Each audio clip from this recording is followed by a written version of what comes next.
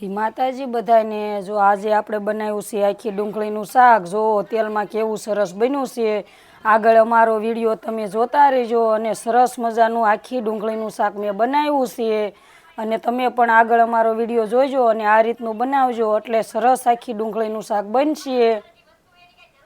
જો આ ડુંગળી આપણે સુધારવાની છે। જો આ રીતની સુધારવાની છે ડુંગળીને। જો પહેલાં છે ને આ રીતની આમ કાપી લેવાની બે બાજુથી અને બે બાજુ કાપીને આપણે આ સાલ આમ ઉતારીને આવડી આ ઉપલી હોય એ આપણે કાઢવી જ પડે એટલે આ રીતની જો આમ કાઢી નાખવાની છે બધી અને આપણે એ રીતની ડુંગળીને કાપવાની છે। પછી જો આ રીતના આમ બે બાજુ ચાકુની મદદથી આ રીતનું આપણે કાપી લેવાની। આપણે બધી ડુંગળી આ રીતની જ તૈયાર કરવાની છે અને સરસ મજાની જો ફોલીને જો આ રીતની આ બહુ નહીં કાપવાનું નકર તો પછી આપણે તેલમાં તળવીને ત્યારે નોખી પડી જાય। અને હવે આપણે મસાલો એનો હોતન પણ તૈયાર કરી વાળવી। જો આપણે ડુંગળી બધી તૈયાર કરી લીધી છે। જો આ આપણે ડુંગળી કાપીને તૈયાર કરી લીધી છે। જો આ રીતની બધી ડુંગળી મેં કાપી વાળી છે સરસ મજાની અને આ છે સવાણું ખાંડેલું એનો મસાલો તૈયાર કરેલો અને આ છે આપણે સિંગના દાણા ખાંડેલા। આ આપણે કાજુ લીધા છે અને આ છે આપણે ટમેટાની પેસ્ટ અને આ છે આદુ મરચાં અને લસણની પેસ્ટ ખાંડેલી તૈયાર। હવે આપણે શાક બનાવવા તૈયારી કરી વાળી છે।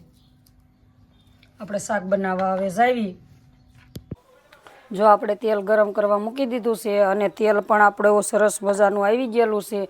આપણે પહેલાં એમાં જો આ ડુંગળી આપણે તળવાની છે આ રીતની। જો આ રીતની ડુંગળી પહેલાં નાખી દેવાની બધી। જો આ રીતની ડુંગળી નાખીને અને જો આ રીતની આમ આપણે હલાવવાની છે ડુંગળીને એટલે સરસ મજાની આપણી ડુંગળી આમાં તળાઈ જાય। ડુંગળી આપણે આમાં તળવાની છે આ રીતની એટલે થોડોક કલર પણ એનો ચેન્જ થઈ જાય બદલી જાય।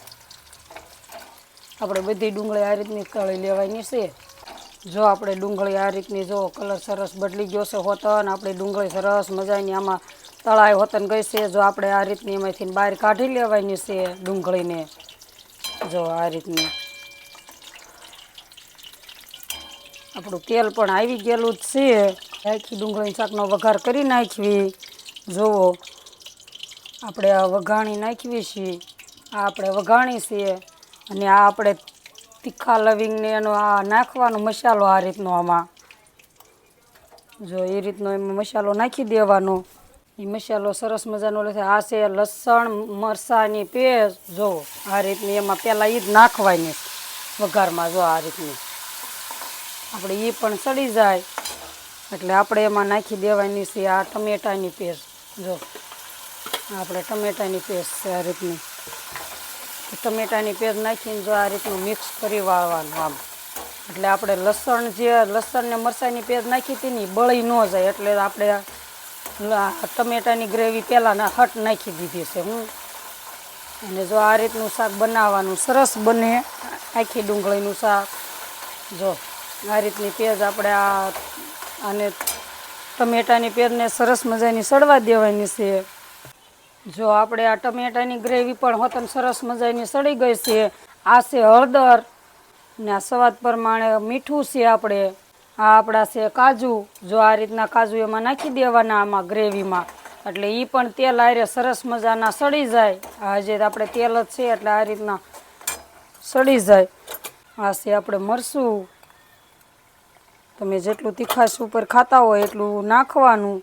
આ છે આપણા ધાણા જીરું અને ગરમ મસાલો। હવે આને બધું આપણે મિક્સ કરીને જો આ રીતનું મિક્સ કરી લેવાનું છે।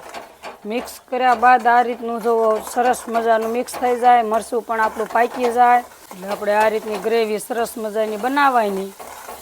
જો આપણે મરચું પણ પાકી ગયું છે હવે આપણે એમાં નાખી દેવાનું છે પાણી। એટલું પાણી નાખીને આપણે જો આ સિંગના દાણા જે ખાંડ્યા હતા ને એ આમાં મિક્સ કરી દેવાના છે અને આ આપણે સવાણું ખાંડ્યું હતું સરસ મજાનું એ પણ આમાં મિક્સ કરી દેવાનું છે બધુંય। મિક્સ કર્યા બાદ આપણે એને છે ને જો આ રીતનું હલાવી નાખવાનું આપણી ગ્રેવી આ ઘાટી થાય એટલા માટે આપણે આ બધું નાખ્યું છે અને સરસ મજાની આપણે ગ્રેવી ઘાટી થાય અને સરસ મજાનું આપણું શાક બને। જો હવે આપણે આને ઉકળવા દેવાનું છે સરસ મજાનું ઉકળે તે પછી આપણે આ ડુંગળી જે તળી હતી એ પછી નાખવાની છે એમાં। જો આપણે સરસ મજાનું આ ઉકળી ગયું છે, જોવો તમે જોઈ શકો છો. અને આપણી ગ્રેવી પણ સરસ મજાની બનીને તૈયાર થઈ ગઈ છે. જો આ રીતની આપણે ગ્રેવી બનાવી નાખવાની. ગ્રેવી બનાવ્યા બાદ જો હવે એમાં આપણે નાખી દેવાની આ ડુંગળી જે સતળેલી હતી ને, જો આ રીતની એમાં મિક્સ કરી દેવાની આપણે ડુંગળીને. હવે એ ડુંગળી નાખ્યા બાદ આપણે બહુ હલાવવાની નથી, નકર ડુંગળીને નોખે નોખા આ બધું નોખું થઈ જાય, આખી ડુંગળી ન રહે. સરસ મજાનું આપણે આમ ઘડીક એને ઉકળવા દેવાનું. અને આપણે તેલ છૂટું પડી જાય ગ્રેવીમાંથી ત્યાં લગણ એને ઉકળવા દેવાનું છે. અને આપણે આ છે મોહનથાળ, એટલે આપણે હવે એમાં નાખી દેવી આ મોહનથાળ આ રીતનો. એટલે ગ્રેવી સરસ મજાની આપણે બની જાય. જો આ રીતની કેવી સરસ આપણે આખી ડુંગળીનું શાક બન્યું છે. તમે પણ આ રીતનું બનાવો એટલે સરસ મજાનું બને. મારું ગ્રેવીના શાક તૈયાર થાય ત્યાં લગણમાં લાઈક કરજો, શેર કરજો, સબસ્ક્રાઈબ કરજો. આપણે આ બનાવ્યું છે આજે આખી ડુંગળીનું શાક. જો તમે જોઈ શકો છો કેવું સરસ બન્યું છે આપણે આખી ડુંગળીનું શાક. જો આપણે ઉકળી ગયું છે અને નીચે ઉતારવાનું છે. જો આપણે ગેસ ઓપન હોતો ને જો આપણે તેલ હોત ને એમાં છૂટું પડી ગયું છે અને આ શાક આપણે ગેસ બંધ કરી દીધો છે. હવે એમાં નાખી દેવી આ ગરમ મસાલો. હવે નીચે ઉતારીને આપણે કોથમરી નાખવાની છે, એટલે આપણી કોથમરી ઓલી ન થઈ જાય.